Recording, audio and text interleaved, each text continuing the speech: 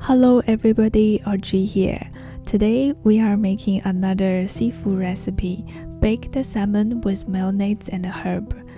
This is also a marinate and cook recipe which will be super helpful on a busy weekday.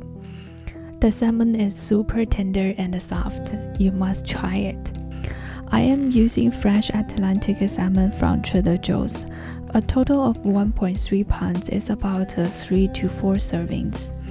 I separate them into 4 pieces, then marinate with salt and black pepper on both sides. Seafood itself is very tasty already. Only a little salt and pepper is good enough for seasoning. Today we will make a little different. Chop 50 grams of fresh parsley. Dry parsley flakes works as well. Mixed with 2 tablespoons of mayonnaise, 1 tablespoon of cooking wine, 1 tablespoon of garlic.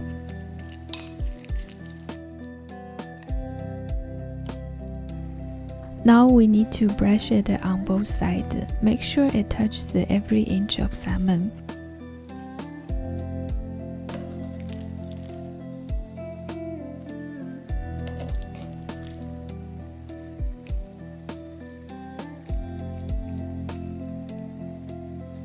When it's done, cover it with plastic wrap and chill in refrigerator overnight. On the night of cooking, transfer to a tray with baking sheet at the bottom. Add whatever vegetable you like, broccoli, tomato, asparagus, corn, carrots.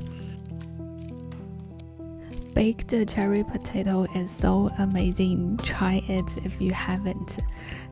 Seasoning the vegetable with salt, pepper, and oil, then bake at 410 Fahrenheit for 20 minutes. Ta-da! Dinner is served. Tasty salmon with healthy vegetable and rice. Isn't that easy? This is Audrey. I hope you like it. Cook it for your family during the weekend. I will see you next week.